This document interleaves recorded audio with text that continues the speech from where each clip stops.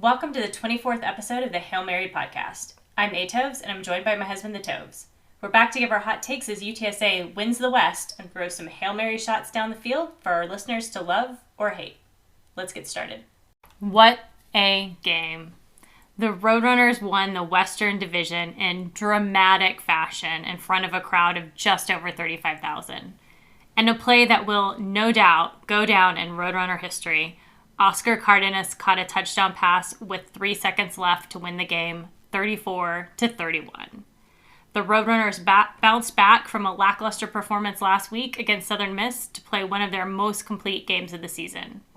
The Blazers had taken a 24-17 lead into halftime, but the Roadrunners scored first in the third quarter, taking 3 plays to drive 75 yards down the field for a touchdown reception by Zachary Franklin. The Runners added a 49-yard field goal to end the third, 27-24. After the Blazers scored their only touchdown of the second half, late in the fourth quarter, the Runners were stopped on fourth down with 1 minute and 52 seconds left in the game. The Blazers just needed a first down to seal the victory, but the defense came up with a huge stop, forcing a punt and setting up the game-winning drive. The Roadrunners drove 77 yards and just over a minute with huge catches by J.T. Clark and Oscar Cardenas to cap off the come-from-behind win. The Roadrunners now move to 11-0 on the season and will host the Conference USA Championship on December 3rd. What were your thoughts on the game? What a game is probably the best words you've spoken to begin these recaps. It was everything that we thought it was going to be. It was going to be a tight game. It just lived up to the billing. And, a lot of these games don't always live up to that. And this one did. And, I think for any season ticket holder, as they watch that catch by Oscar, they're sitting in their seats. They probably have been around the same people, for the longest time. And, the explosion after that catch was just... and you're seeing all of the on Twitter, all these, reaction videos, and it's amazing. It was crazy being in the touchdown club because, when Oscar made that catch, we could feel the intensity, but you couldn't quite appreciate exactly all the drama that happened watching it, on the Jumbotron. But as soon as he made that catch and the whole place exploded, it was crazy. Everybody was jumping up and down, everybody was screaming, or hugging each other, high-fiving strangers. It was just an incredible feeling. It was, and maybe I'm just remembering it wrong, or maybe this is just the Disney version in my mind, but it felt like the student section exploded and just kicked off everything after that. It was just a sea of orange that kind of went up, and we weren't even doing an orange out. It just felt like a sea of orange went up in the air, and I think you put it best. There's people that probably have bad knees that probably shouldn't have been jumping up in the air, but at that moment there was no pain. Not because from the alcohol, but from pure joy. Right. It was a moment to remember. Yeah, I think the best way to put it is you're going to remember where you were sitting right when that catch happened. It's just going to be etched in your memory for the foreseeable future. So let's just go right into the insights from last week, my preview. I said it'd come down to the last drive. I didn't think it would, but it played out that way, and here we are. I said it's going to be a close nail-biter. It was that. There was punches thrown by each team, and each one countered. Yep. And it was, just such a tight game that really every play was kind of magnified. So, I'll say this about the UAB defense. I didn't realize just how fast they were. I said I hadn't really seen too much of UAB, but I thought that I had seen enough to be able to say, they're a typical UAB defense. Tough, physical. Yeah, they were that, but they were also so much faster. Maybe it was the turf. Maybe it was just that I had really underestimated them and just kind of written that off. But, wow, there was moments where they really converged on the ball and they really swarmed on Sincere many times to really stop him from getting any big gains. The offense was physical. They were pushing around this UTSA defense, which we've long have seen push other teams around. They're just getting gashed. And then our poor tackling in the first half just really magnified those issues. And it's interesting with UAB. You've seen them struggle uncharacteristically this season. Part of it might be injuries. Part of it was, just the way that things happened right before their bye week. Yeah. But this team lost to Rice. The team that we blew out, they lost to Rice. But when it came to playing in this game with UTSA, they rose to the challenge and they were everything that they needed to be. And they came literally inches away from ruining our undefeated season. Yeah, I'm glad you brought that up because maybe that's why I did underestimate them. Maybe I was seeing some of their backups and I just saw a slower player and it was like, yeah, they're not as fast. So, yeah, I mean, I think that's been the narrative too, is how did this team lose to Rice? It happens in college football. We saw last week, we almost became the victim of that, even though it felt like we had better control of that game than, I would say that UAB had against Rice. But the biggest thing that really stood out about UAB is, I talked about how many penalties they had. They have 13 penalties for 124 yards this game. Yeah, you can reduce your penalties down to maybe 6 every now and then. They did against Tulane, and then they did last week against Marshall. But it can't be a consistent thing because it's clear that you're undisciplined in these manners. And what was interesting was that many of these penalties, if you listened to Alamo Dome Audible, they had John Duncan from Blazer Victory podcast come on and do sort of this kind of preview of this game. And he talked about how these penalties were mostly just personal foul penalties. He's like, these aren't small ones. These are personal foul ones. That's what was weird about this game, is that they were actually smaller ones. They did have some pass interference calls, but there was plenty of smaller ones where it was like a false start. There was holding. So, all this kind of led, I think, to them really being able to overcome those penalties. And on offense, they did. Anytime they had like a false start or they had, some sort of holding penalty, it never hindered them. What did hinder them was those pass interference calls that really allowed UTSA to continue their drives. Right. So let's talk about the first half a little bit. I mean, UAB came out and they went big. They went up top to Trey Shropshire on the second play from scrimmage and burned us for about 75 yards.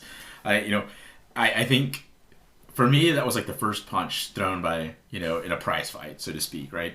But it felt like UAB was sending a message. We came to play, so UTSA, you better be ready, because if you let your guard down, this is going to become a blowout, or this could get ugly. I had said it'd be weird if this really did, if a blowout did happen by either team. What was interesting, though, was that we come out on our first drive. We looked okay in the first couple of plays, but then we just had some problems on offense, and it led to a fumble by Frank Harris, where he was holding out the ball like he does at times, and it gets frustrating to see him run around instead of tucking it, or, Anyway, it gets poked out. Luckily, we recovered it. Right. But, it seemed like this could be disastrous. We were able to overcome that mistake. We were able to hold UAB, and so we really got back into the game by scoring a touchdown. But then that began sort of that back and forth where, right, UAB scored, we scored, and going into halftime, just that big touchdown that they had at the very end. Plus, they got a field goal as they drove down as well. It just cemented in my mind that UAB wasn't going to leave their perch up top easily. Right. We were going to have to bring it in the second half. I mean, it's like Trailer said, you got to beat the champions to be the champions. So, they really, UAB, I felt like they really rose to the occasion. And, fortunately, UTSA was a better team that night. And I think the story that everybody's going to remember is the second half. So let's get to it. Yeah. Third play from scrimmage, Frank Harris hits Zachary Franklin for 55-yard bomb. We often talk about, what Frank can't do. The interesting part about this is that it really bugs me that he doesn't throw down the middle often enough. Our friend Lopez always says, throw down the middle. It's always successful. That's what Frank needs to do. And he's right, because at that moment, it was just a deep post, and I don't know what UAB was thinking, leaving Zachary Franklin, probably our best receiver, arguably, I guess you can say. Mm-hmm. They left him alone, and, there you go. 55 yards later, game's tied up. Frank threw a great pass. The thing is that, I wish he would do it more often, because I think it would make him a much more dangerous passer. That said, we struggle a little bit on offense. And, we've got to be honest here. Because the game was so tight, both teams were kind of slowed down by each other. So it wasn't like either team was really able to extend the lead on each other. It was sort of get up one score, whether it's a field goal or a touchdown, and then the other team would counter. And so that's what really, I think, really made it more of that nail biter. Really kind of, I think kept the energy flowing the entire game. One thing I do want to talk about before we get into the narrative at the very end of the game is when Jeff Traylor flinches. Because he did flinch. We had essentially a fourth down and short. And instead of just, handing off to Sincere or having to play in this back pocket, Traylor flinched. And he has Oscar Cardenas come over and, go under center and try to take a snap. UAB only had 10 players on the field. They could have easily snapped it. Oscar could have just fallen forward and probably gotten the first down, and the drive extends. Instead, Traylor calls a timeout, and I think UAB was credited for also taking a timeout at that point too. So Traylor comes back out on a fourth down and brings out Sincere in the Wildcat formation. Oh, didn't we see that enough last week from Southern Miss? But we get that from Sincere, and it's weird because we've never seen this before. False start, and all of a sudden we don't have a chance to go for a first down. So instead we end up punting that on that drive. But Traylor flinching really bugged me at that point because I thought, you should have had some plan at that point. Well, and it's uncharacteristic. I mean, we've seen. If it was Frank Wilson, we would have totally expected that. But Frank Wilson would have already exhausted all 3 timeouts at that point. Right. But Traylor's been so good at managing the play clock that sometimes when you see these timeouts that you're just not expecting, it's just, magnifies it more because it's just not typical of him. And especially in this tight game, if you listen to some of the things he says, via press conference, there's a lot of times where he talks about the fact that he's looking ahead. He's looking at third and fourth down, even when it's first down, and he's talking to Barry Lundy and telling him, get ready for a play on fourth down because I feel like I want to go for it. They've discussed it. They discussed it last year plenty, and that can't be different from this year. So there was a lot of crowd noise, and he did say he couldn't hear a lot of times, so maybe that played into it. Maybe we impacted ourselves. I don't know. I mean, that is true, but I want to think that the crowd noise would have impacted him telling Lonnie, that moment, right? But again, I talked about the fact that Bill Clark took a timeout at that point too.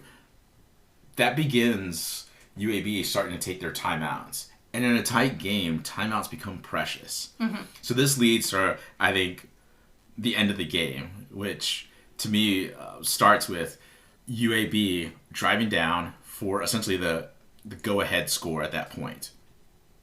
UAB took a timeout right before they scored their final touchdown. I remember telling our friend Big Brown in the touchdown club saying, hey, that's huge. There's 5.5 minutes left, and he took his final timeout. This was a close game. Why are they taking that? He nodded at me, but I think, I don't know if he heard me right, or maybe I was just dreaming about the fact that I was saying that. Maybe I was saying I need another drink. I don't know, but I swear that's what I told him. And lo and behold, it comes back to bite them because essentially Traylor's already used that one timeout. He's only got 2 left. So we get the catch that wasn't, right? It was the one out of bounds. I think everybody's got a shot of him having the ball and having 2 feet in. The thing is if you watch the complete play, because you can't just stop it there. If you watch the complete play, it does look like the ball moves. And that's why I think to me, it didn't look like a catch, because it looks like as he's going to the ground, the ball, he kind of adjusts, and it looks like he briefly loses control of the ball.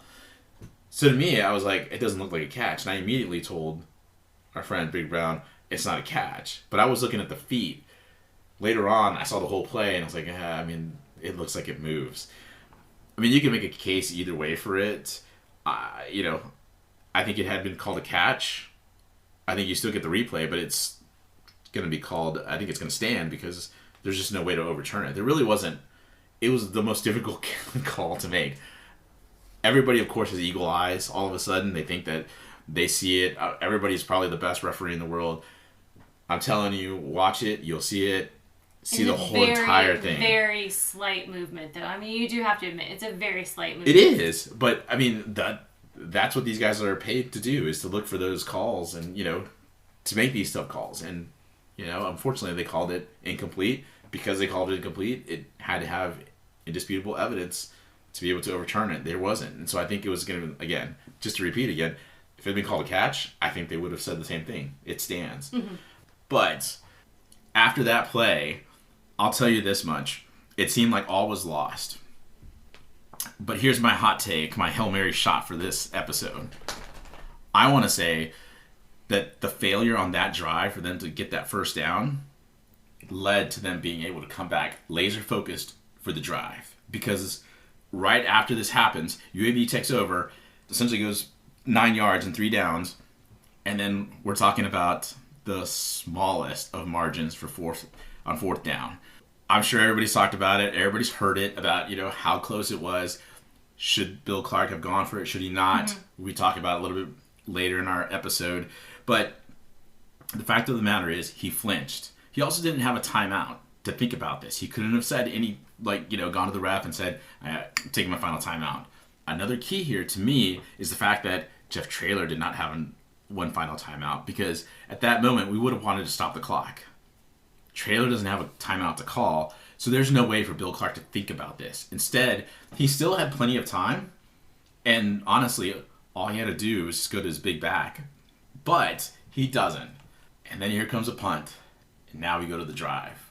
Once again, second play of the drive, Frank Harris goes down the middle to Oscar. Big catch by Oscar. But the key play was the very next play when Frank throws 6 yards to JT Clark and he busts through some bad tackling from UAB and gets out of bounds. Right. He gets tackled in bounds. That clock's running. Yeah. And we really are running out of time at this point. The last plays potentially don't happen because of this.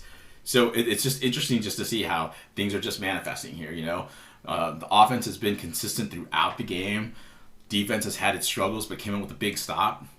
JT Clark, a 33-yard catch on the very next play. Frank threw a very nice pass. Unlike last week where most of these passes were going out of bounds, they were typical Frank passes where they were closer to the hash mark. They were in the field where his receivers could make some plays, and JT makes an incredible catch. Once again, JT coming up huge. We talked about Zakari, whether he caught it or not. He gets the 54-yard strike at the beginning of the second half. Now we have JT stepping up. Huge. And then comes the Frank scramble. One where I think you gasped when he started running. Well, I just didn't think that he was going to get tackled. I mean, you see him and he's running and he just looks like he's about to get in bounds, and then all of a sudden there's 4 UAB defenders that swarm him from what felt like out of nowhere. Again, I'm watching it on the Jumbotron from the Touchdown Club, so I can only see the vision that's being shown on the camera, and it was where did these guys come from? But all of a sudden they're all around Frank, and it was just one of those moments where you're about to scream because you think it's about to be over, and then they stopped him. Right. And then here's where some more controversy comes into play, because everybody starts talking about the fact that there's a fake injury that happens with one of the UAB guys.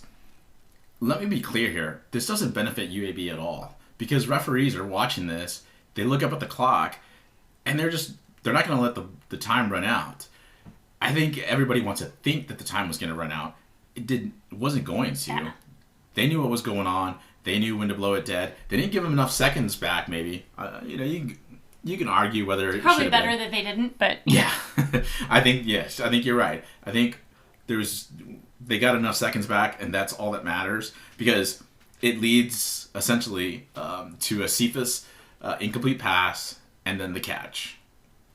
I would say the catch heard around San Antonio, because that's how loud, we previously talked about how loud it was in Alamodome and how everybody exploded, but it had to be the catch heard around San Antonio, right? Because I love the way that Traylor describes it, but I think it's best to just talk about real quick. If you rewatch that play, and I'm sure you've seen it a million times, so I'm not going to say anything different here, but all the things that kind of seemingly go wrong, and then we get something so right. You get the low snap by Maka that throws off the timing. You have Frank kind of... Luckily, I think you've said it plenty of times.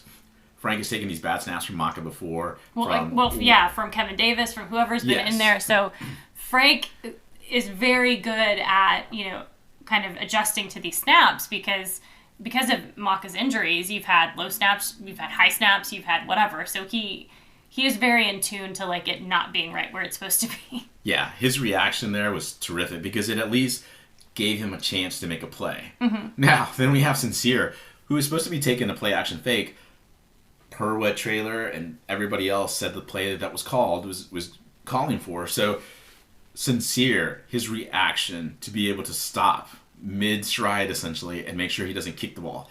He kicks that ball, game's over. Right. Because now you're trying to recover a fumble and there's just no way that would happen and time wouldn't run out, right? So I mean, maybe we get lucky, but it's very low percentage play, right? There I think was probably the biggest thing that could have gone wrong.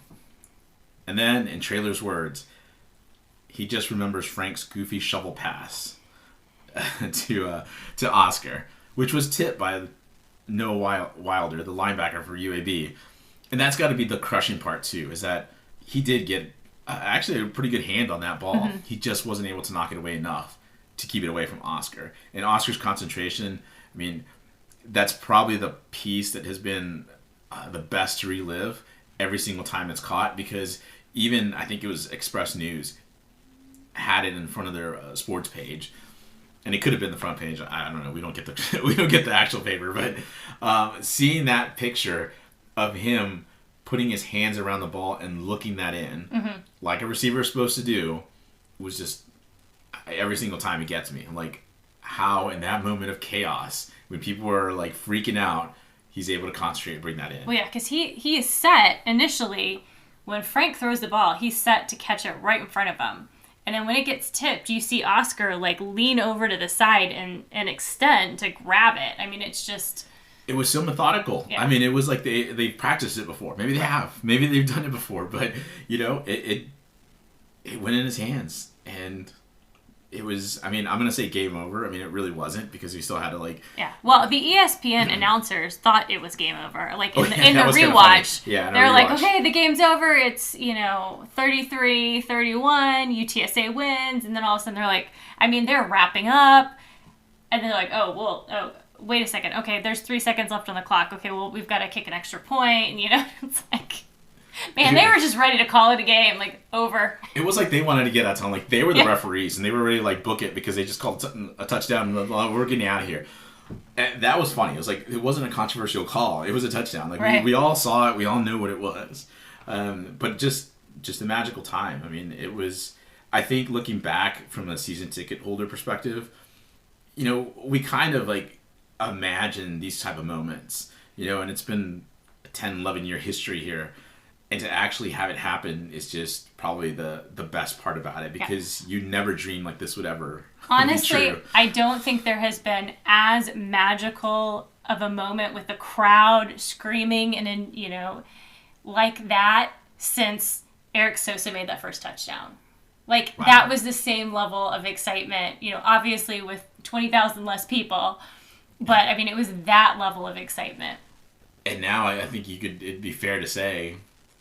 people made new friends, because like you talked about early on, people were just kind of high-fiving and just hugging each other. And it was, especially where we were at, I started high-fiving people I didn't even know, and I hadn't even talked to at all. And I don't even know why I started doing that, but it was like, I just want to celebrate with everybody else. Because prior to that, when UTSA had been stopped, there had been plenty of people that had left. Yeah. So I would say that we were probably in the 30,000 range of people still there. Cheering the team on, but crazy. I mean, just what a game.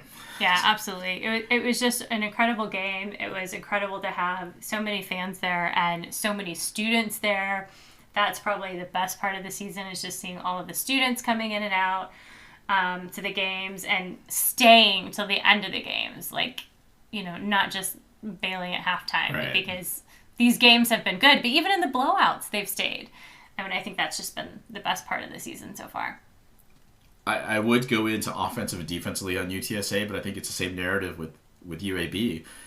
Both sides of the ball had their moments when they were great. Both sides had moments when they were just really bad. But that's what happens when two really good teams face off each other. And I think the last thing I want to say about, this part of the episode is just that ESPN has to be kicking themselves for not having this on, Absolutely. on ESPNU, yeah. ESPN2, Yep. anything, because this was such a great game for even the UAB fans. I know that they lost, but they've got to be proud of that team. I mean, yeah, they were undisciplined and they had all these penalties, but they still really went head-to-head with UTSA and gave them everything they had. And these are the type of games that need to be broadcast nationally. Well, I mean, yeah, from UAB's perspective, I mean, they entered this game, 7-3, and yet they still could have stolen the championship from 10-0 UTSA. Like, It didn't matter that we were 10-0 because they'd only lost one conference game.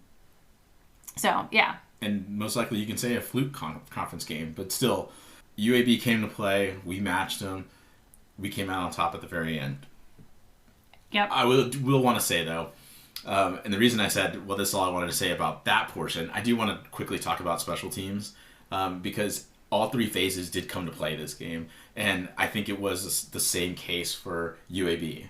But in our case, Lucas Dean, that first punt he had, huge punt, 73 yards. I think it's, new school record. I mean, it just looked to me like he kicked that ball and he was trying to kick it out of the dome. He wasn't going to give a chance for UAB to get good field position, because an average Lucas Dean punt puts UAB in good field position and potentially starts getting UTSA in really behind the 8 ball. Yeah, Trailer said it looked like the ball had helium in it, like it just sailed so much. Just incredible. And, we've joked about the fact that he hasn't been needed at times. Right. But when he was needed, we did need that big play. He has absolutely stepped up. Lucas came through. Yeah. Let's talk real quick about Hunter. Hunter goes 2 for 2 in field goals. Biggest thing, though, is that those 2 field goals weren't just chip shot field goals. 51 and 49 yards. Yep. I mean, those are the types where we didn't think he had that leg for it. We kind of talked about it last year, thinking, there's no way he can do this. He did it. And in one of the biggest games of his career, if not the biggest, he comes through. Yeah, absolutely. And he now has a school record 51 extra points in 2021 and 111 points scored total in 2021. It's just absolutely huge. He's 2 points away from having the career amount of points by a kicker. So he's 2 extra points away from tying Sean Ayano. It's nuts, but it's been that kind of season. This offense has been just amazing, and the defense has come up at times and set them up in positions at times when they just need a field goal. So just great to see Hunter and the excellence he's brought to this. The special teams really came to play. Yeah, I mean, they didn't allow big returns. At the very last play when they had to make that tackle early, so it didn't seem like, there was any way that UAB could somehow run it back for a touchdown. They came up big. So, yeah, special teams absolutely came to play, did their job, and, even when they stumbled a little bit with their fumble on the punt return, they were still able to recover it, and, it was all good. It was a triangle, all 3 phases, yep. And the crowd. Again, one more time. What a game. Absolutely. Shall we go on? Yes, we shall. All right. What did we learn from the game? Well, never play conservatively or scared in the fourth quarter. Ooh, AToves taking a shot at Coach Bill Clark of UAB? Absolutely. I mean, let's just say I'm glad that the tables weren't turned in that situation.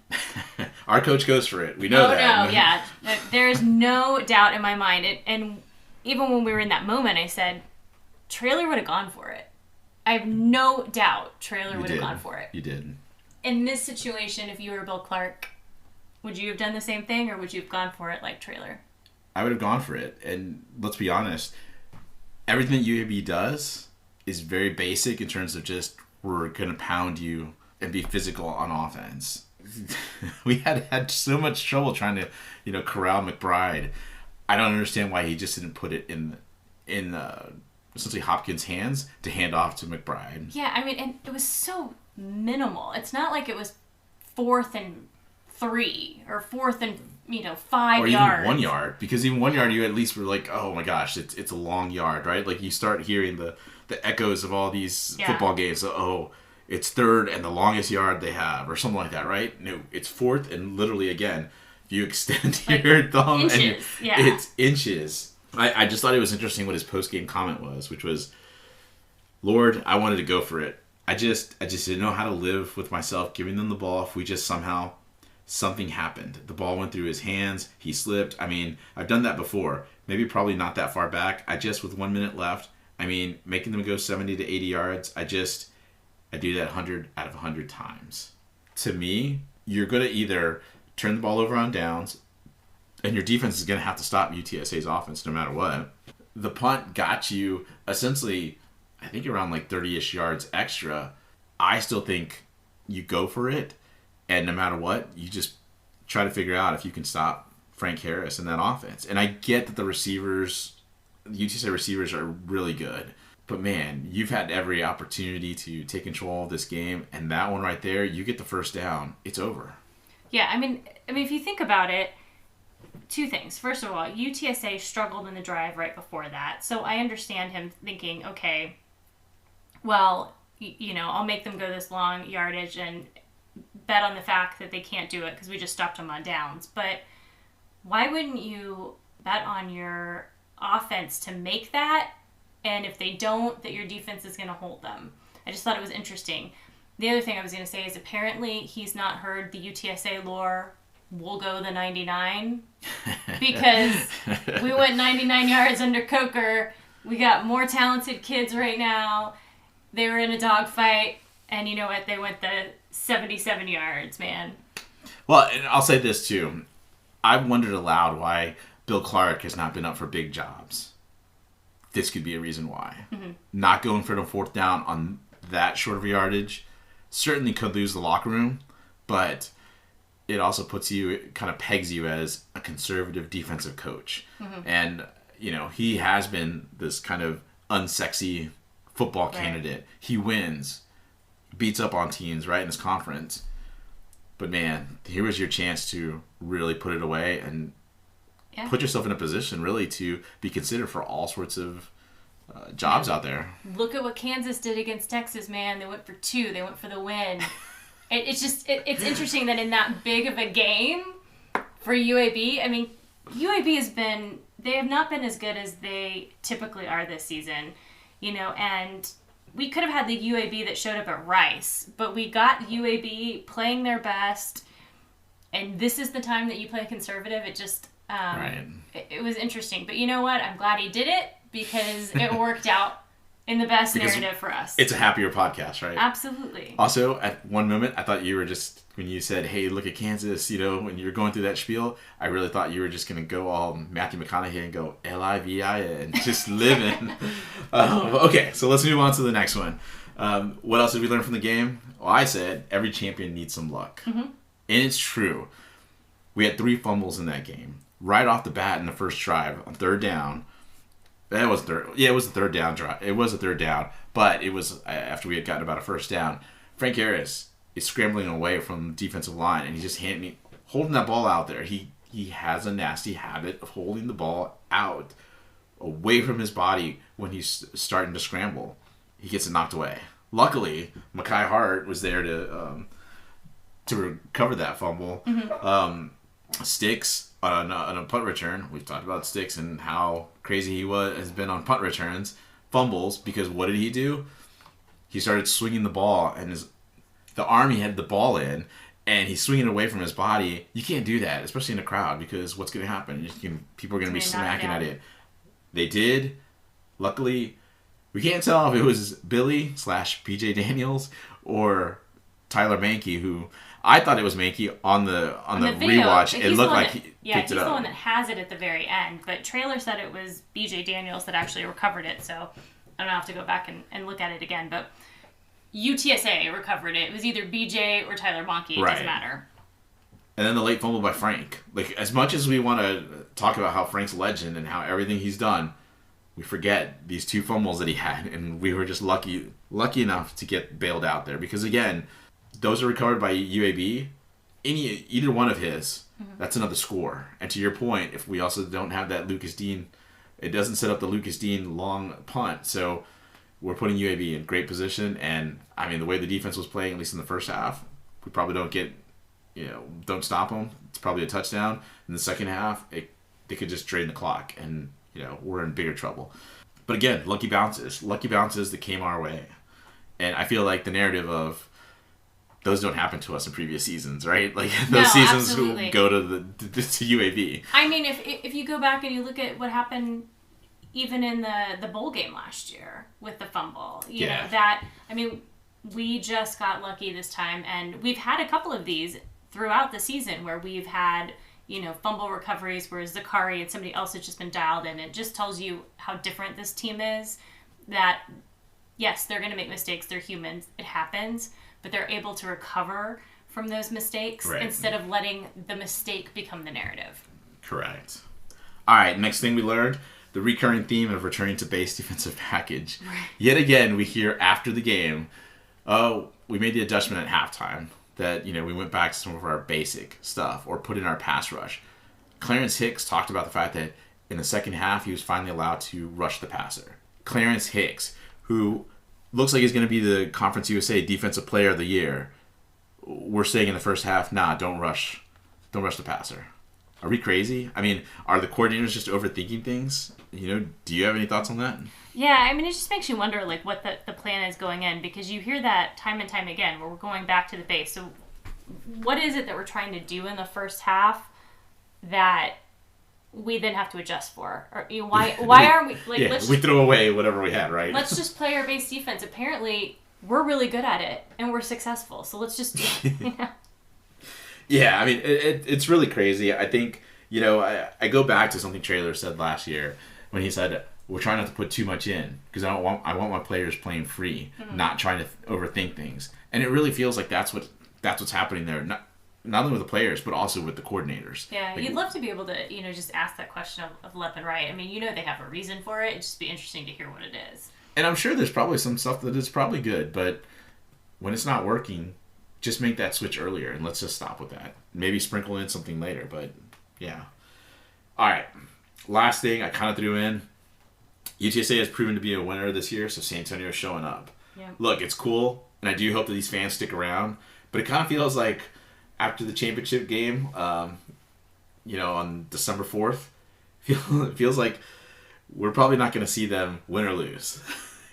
I mean, it's cool that they're there, and hopefully they continue to show up, but it's a fickle city, and if you win or, if you lose, it ain't showing up. So hopefully we're able to kind of see out this dream season, and hopefully it keeps San Antonio fans coming to watch this great team. Yeah, and you'd like to see some of these fans make it to the bowl game because, this is going to be a big bowl for UTSA regardless of, where it's at. But it'd be really nice to see, a lot of people traveling to that bowl game. Yeah, good point. All right, so time to talk about players of the game. Let's start with the offense. Once again, we always start out with the bootleg honorable mention. For me, on the offensive side, it's going to be J.T. Clark, Zakari Franklin, and Spencer Burford. Like, Zakari was amazing. He had that one-handed catch. He drew a few pass interference calls. J.T. was just amazing, I think, especially in that last drive. Again, as we talked about, that 33-yard catch, getting out of bounds, having the awareness to break some tackles, to get out of bounds was even a bigger play for me. But where would we be without Spencer Burford? Honestly, I started asking myself because he just had a phenomenal game. He showed why he could potentially be a high NFL draft pick. I mean, it's really that simple. He handled that UAB defensive line. He didn't seem to flinch, while the right side of our line really struggled. Not Spencer. Spencer held it down. And I think it's a little unfortunate because of the fact that he plays to Frank's essentially front as opposed to taking care of his backside. So, Spencer, I don't know if you've got any more eligibility left, but please, if you want to stay, I'm just going to make that plea right now. So let's go to our players of the game on the offensive side. For me, I know that they didn't necessarily have the biggest statistical games, but to me they were just so key. And no surprise here, it's going to be Frank Harris and Oscar Cardenas, the two roommates.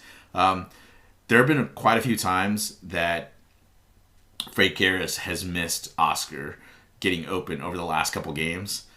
This game, he missed them late in the game as he's kind of squirted out. And again, he threw over to Zachary Franklin, which didn't give Zachary really a chance to make a catch when you had Oscar essentially going up the seam and, right up the middle. And again, very similar to the catch he makes on the last drive.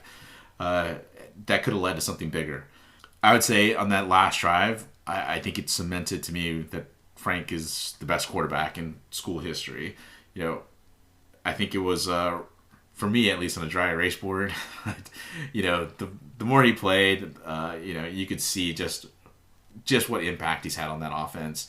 Obviously we can look at who else could have been in there instead of him, but, I think it speaks to Traylor's overall recruiting when you have a guy from essentially Clemens throw to a guy from Brandeis, the 210. I mean, if that's not the epic part of that catch, I don't know what is. And I think that's really key, and hopefully recruits see that. Well, I think the thing with Harris that's impressive in this game is that, in the past we've seen moments where he's had confidence problems, and Traylor talked about it at the beginning of the season, that was something that he really worked on, because you would have these moments where you'd have a lapse of confidence, and then it would just kind of get in his head.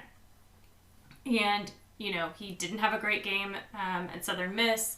He was able to overcome it enough, to pull out the victory.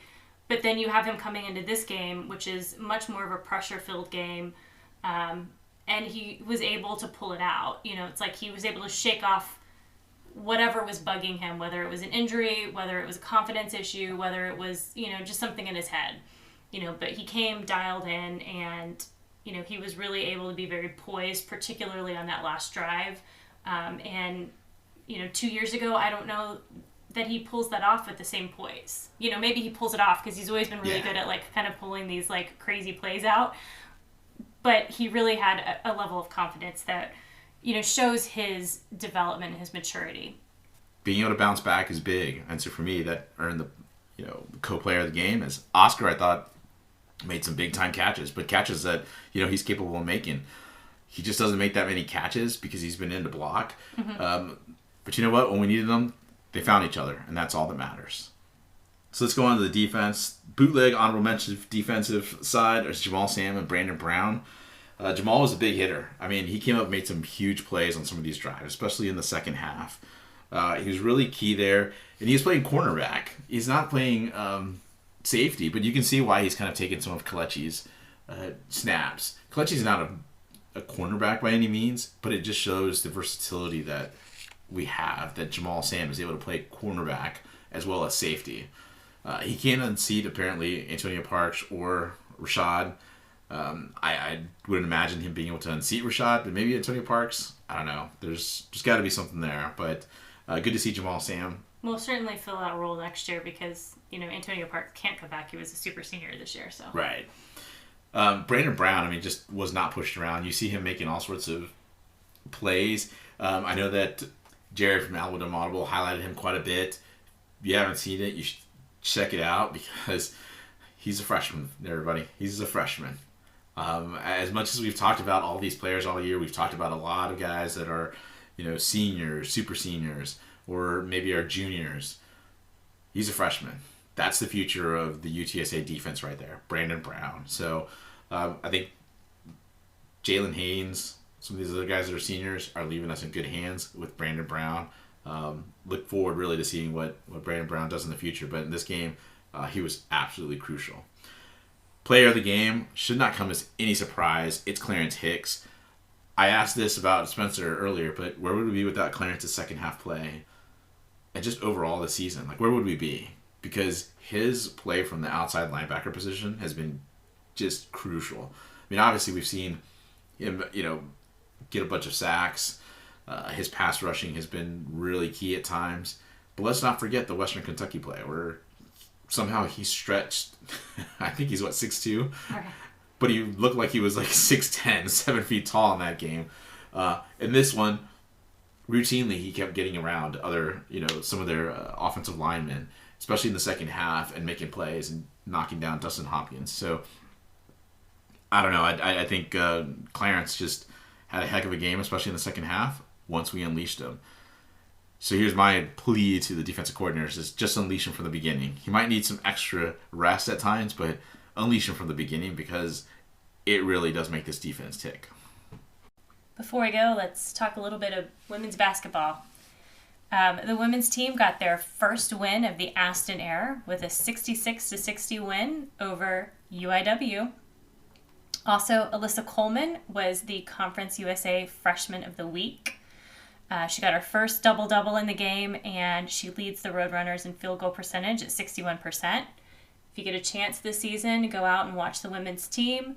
Definitely a rebuilding year, but you can tell from the enthusiasm of those girls that they're definitely going to turn it around and may not win as many games as they want this season, but they got the first under their belt with the hometown rival UIW, so things are definitely looking up.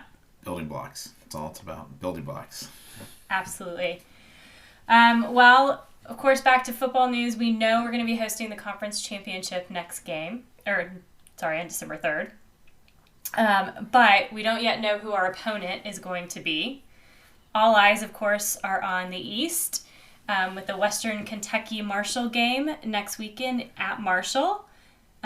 Marshall is favored to win only by 1 at home, so it's virtually a toss-up. So looking at that game, as a UTSA fan, who should we be rooting for? I think you want to root for Marshall just because I don't think everybody's health would be very good come December 3rd if it's Western Kentucky. Huntington, West Virginia is going to be cold. It's not going to be very windy, but it will be cold. So I don't know if that affects Bailey Zappi at all. So it should be an interesting game. But if you're asking which one we match up well against, I think we match up against both.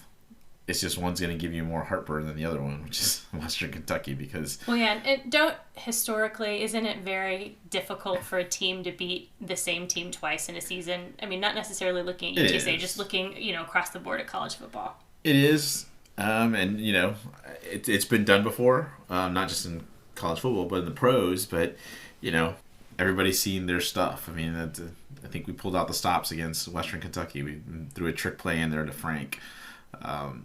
We made some big defensive stops. We've shown what our defense can do.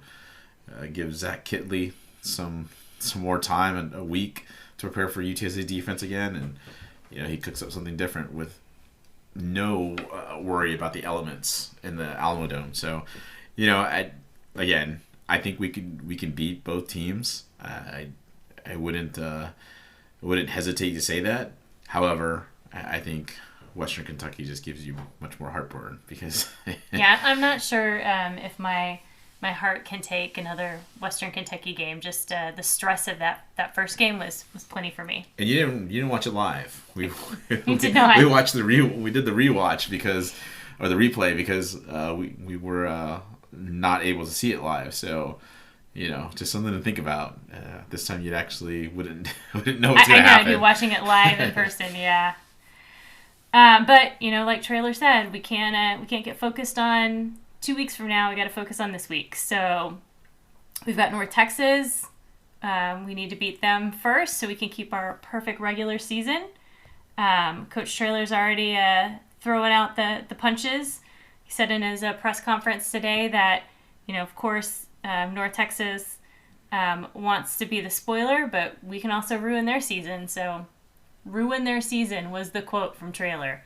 Thought that was a pretty big quote there for the coach. In Hate Week, doesn't even try to downplay the fact that this was a big rivalry between the two schools, but he literally used the term ruin their season. So there you go. Last season in the Alamo Dome, he kept the starters in to about the mid-fourth quarter and ran up the score a little bit on North Texas. So as much as I think he says that he respects Seth Luttrell, there seems to be something to it if he kept his foot on the pedal there, but something just to think about. So going into this game, is this the ultimate trap game? No. I know that it's easy for everybody to write that narrative, but for the whole season, we've been looking for a trap game for UTSA. And, Traylor he's pretty poignant today and saying, I'm not going to talk about the championship game. The players aren't going to talk about it. We're strictly going to talk about North Texas. And this team, as much as it's had its moments when it probably could have faltered and probably could have been distracted by something else, they haven't let it get to them. Southern Miss was probably the only one that you could say that might have been an issue. But even then, I think we go back and look at it again. It's an anomaly because Southern Miss didn't line up in their traditional format to try to play against UTSA. They did something different, and that's what changed the game. So, no, I don't think it is. I think these guys still have memories of what happened in Denton, those that were there in 2019. You got like Clarence Hicks, who said he was there in 2019. Sincere. Frank is where it got injured. Leroy Watson ended up in the hospital during that game. So there's just several guys there that know exactly what it felt like on that field to get embarrassed. They kind of had payback last season, like I just already alluded to. But how great would it be to go in there and get a big win? So we'll just go into overall. This North Texas team is decent. I wouldn't say it's very mind-blowing. They've won their last 4 games, but let me tell you their opponents. Rice, Southern Miss, UTEP, and FIU. 3 of the bottom of dregs of Conference USA in Rice, Southern Miss, and FIU. FIU, I think, just sort of gave up playing. Right. That last week was a blowout. I can't even imagine what UTSA would do to FIU if that were the case, if they played the season, because it would get really ugly really fast. I mean, even if you compare, and I know it's not really too fair to compare common opponents, but in Rice, Southern Miss, and UTEP, UTSA outscored those teams 116-40. North Texas, on the other hand, outscored those 3 88-55. So, look, their offense is now very ground-based. And the reason for it is because they really are shorthanded at wide receiver. They've had some guys that really haven't played well, not living up to some rankings. They've also had injuries. So, because they're shorthanded, they have to go to the ground game. And Austin Ani is an average quarterback. I mean, he can make some throws. I'm not saying that he can't, but he wasn't even supposed to be the starter this year. It was supposed to be Jace Reuter, who's a transfer. Reuter couldn't do anything, so they went to Ani, and here we are with an average quarterback. Offensive line, average at best. Now, DeAndre Torrey is their top running back. You also have Ragsdale and Johnson, who are their other running backs. Look, their running backs are dangerous. That is a given. So give them a hole here or there, and they're going to be able to bust a couple of runs. But they don't present, I think, the issue that Dwayne McBride did this past Saturday against UAB. So, I think the offense has enough to, put together a couple drives here or there. I just don't know that they can stay up because of the depth issues that they have. On defense, they're actually gotten a little stouter. As much as I made fun of Phil Bennett before about wearing shorts and a yellow shirt, which did not match at all what was, in terms of the mean green coaches wear, I guess you could say. The defensive line is stout. They're led by Dion Novell and Gabriel Murphy. They essentially run like a 3-4, so those guys are going to give a challenge, I think, to our offensive line. Now, when I say this, I don't think that they're necessarily great, but at the very least, they're pretty stout, and I think they'll still give our offensive line problems because our offensive line has been much shakier this year than I think we all care to admit. The linebackers are led by Grayson Murphy and KD Davis. One's an edge guy, the other one's, I think KD is in the middle. So, few playmakers there. Now, their problem is in the secondary, where they're average. So, look, you're going to have game time of about 63 degrees, about 6 to 8 miles an hour wind. It's going to be kind of cool, but I wouldn't say it's like not going to be like Huntington cold, which is going to be in the 40s. Not going to be like the 2013 Ice Bowl. Oh, let's hope not. I mean, I'm going by what the what the current forecast is. So, I mean, things could change, but I hope not, because we're going to be there in person. So, let's not go there. But I just feel like this is going to be a sincere type game where we kind of wear them down. It'd be great to be able to see BJ Daniels come in for some snaps and at least spell sincere a little bit. You can't think ahead to the championship game. You're going to be playing it, but you can't play to whatever's going to happen in a championship game. You got to have to play these guys, and Traylor's already said as much. So I don't expect Josh Adkins to start at quarterback and see Frank on the sideline. I don't expect Sincere to only play the first half. I think these guys are going to have to play the whole game. So I think North Texas is going to put up a little fight because they're in Denton. And if they win, this is their bowl eligibility. So they've got a little extra to fight for.